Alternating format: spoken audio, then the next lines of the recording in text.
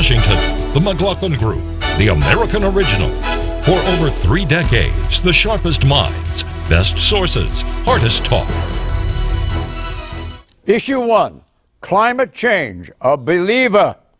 The assessment is clear. Not only is climate change a problem in the future, it's already affecting Americans. It's increasing the likelihood of floods, increasing the likelihood of drought. It's increasing the likelihood of storms and hurricanes. It's having an impact on our agriculture. It's having an impact on our tourism industries, and people's lives are at risk. So, in a series of one-on-one interviews with television weather forecasters, President Obama stressed the dangers of climate change, that it is real, and that Americans are already suffering its effects. He was referring to a new 840-page report from the U.S. government's Global Change Research Program, which is a collaboration of nearly 300 academics, scientists, and government experts. The report maps out region by region the effects of how a changing climate is affecting the United States.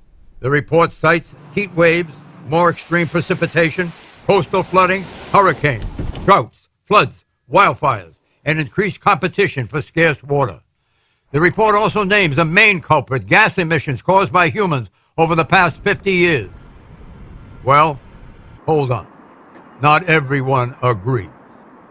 The Washington Examiner, in an editorial, juxtaposed the new report from the White House with another weather service, that of the SI organization, a private sector technology firm that daily provides the U.S. Air Force and other agencies with worldwide and long-range weather forecasts.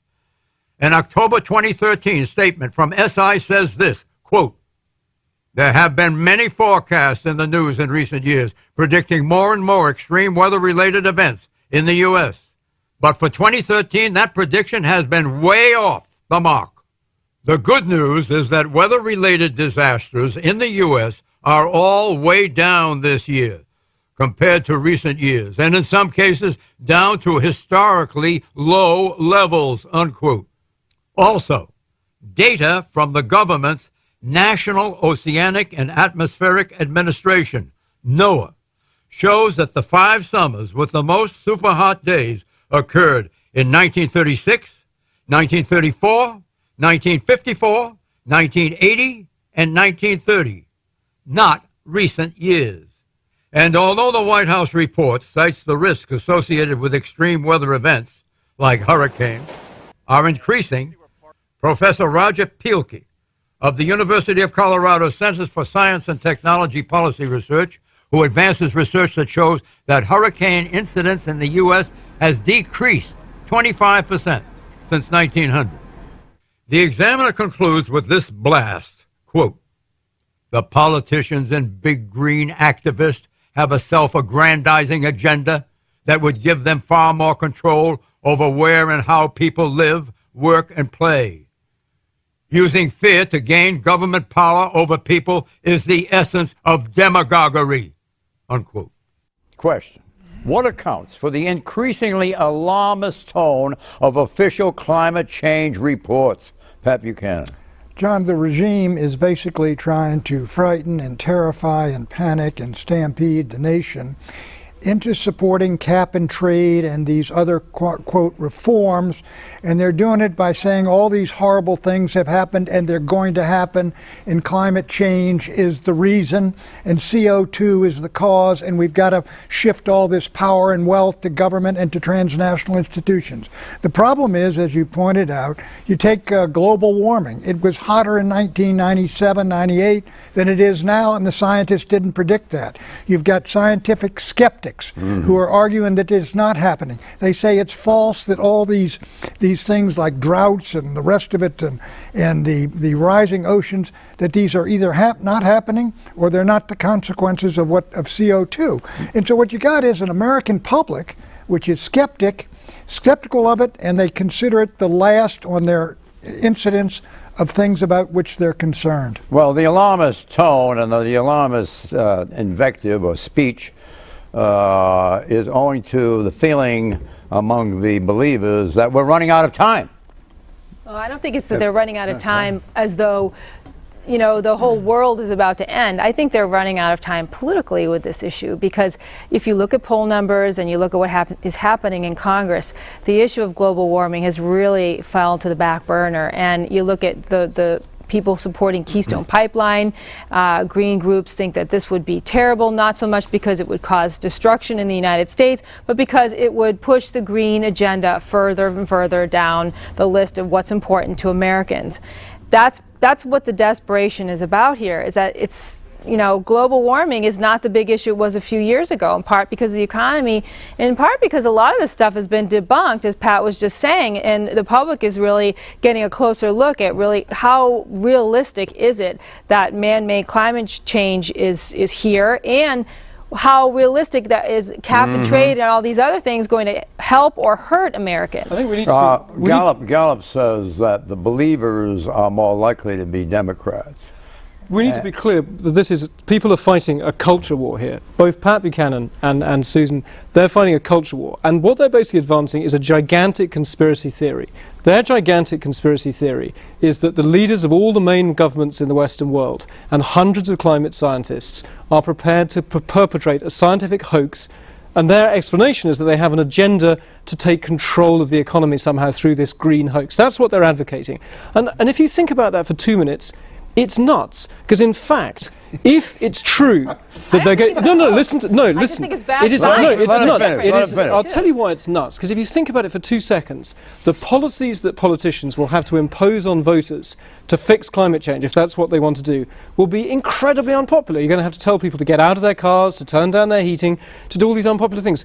Why on earth do you think the regime, as you call it, really wants to do all these incredibly unpopular things? Why are the Europeans themselves, who are paying a more of a cost than anyone else, they are backing away from what they did? Because it's politically painful, which is exactly they wouldn't do that if they believe. It is politically agony to do something about climate change. Your hysteria. What about that? It's politically agony to do this. So the best explanation for doing it is that you believe the science. Let's be orderly about that. I believe they believe the science. I just think they're believing in bad science. I don't think it's a hoax of any kind.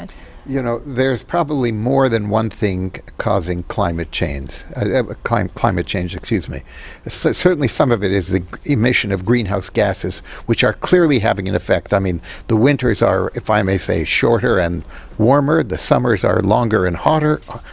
There are all kinds of other indications that something is going on in the weather. So I think there is some validity to it. I don't know how much. It's very difficult to measure, but I think it's something. We had the worst winter I can imagine. Now, let me talk to your point. There's no doubt there's global warming of some sense happen. There is climate change going on, but the idea that it is proven science that what is going on is going to cause these disasters that John just put on the screen is ridiculous. People don't believe. You're walking around Times Square with a sandwich board on. Listen to me. Stop throwing sort of anecdotes about weather at each other. The scientific, the vast majority of the scientific establishment and all of these elected governments are saying something very unpopular, which is we've got a very painful problem to grapple with. Why do you think that's happening? Why are they saying that? Why do you think they're saying that? Why were the skeptics silenced in ClimateGate in your own country? Why do you think hundreds of scientists would say it was a big problem? Why are they silencing the skeptics? It's a plot. You think it's a conspiracy? I think there's no doubt many of them believe it, but I don't think it's proven completely. Let me get some statistics in here. How many Americans are complete apostates when it comes to anthropogenic climate change? Apostates. You know what apostate is? As opposed to an advocate. According to Gallup, 25% of Americans are true apostates. Moreover, the number of non-believers is growing. So I guess the number of believers is more than the apostates. Oh no, I think certainly, as to follow on what was just said, I think there is by and large an overwhelming consensus in the scientific community that something is going on in the weather that is affected by greenhouse gas emissions. It's floods. It's going to affect our lives. It's going to affect our future. We've got to take it into account. So I just do not think you can just dismiss it. Do you know how to stop all this? I mean, do you really believe that these scientists are going to stop? They couldn't even predict that global warming would stop in 1997, and we haven't had it for 15 years. Here's one way of approaching it. Is you approach it like an insurance problem. I mean, this is, The Economist magazine, this is our position. The cost of the premium for this insurance policy is unbelievable. But the cost of doing nothing. That's the whole point of insurance. premiums are expensive, but as a business, I mean, you know this in your business, Well, but you're if you saying- didn't insure any of your buildings, Absolutely. then I you're agree with that. exposing yourself to a far, far You don't greater take, risk. as we say in life, you don't take the slightest risk of a catastrophic outcome. The thing is, though- I don't know whether the outcome is catastrophic or Suppose the not. premium of your insurance policy is half of everything you got. This You're not would become- said forget it. If I could avoid a catastrophe, I would pay it. Are you sure you could avoid the catastrophe? You're never That's sure the of point. these things. That is always the point Then about that's All right, it. hold If you're on, not sure, hold why on. are you going to make us do it? Please relinquish.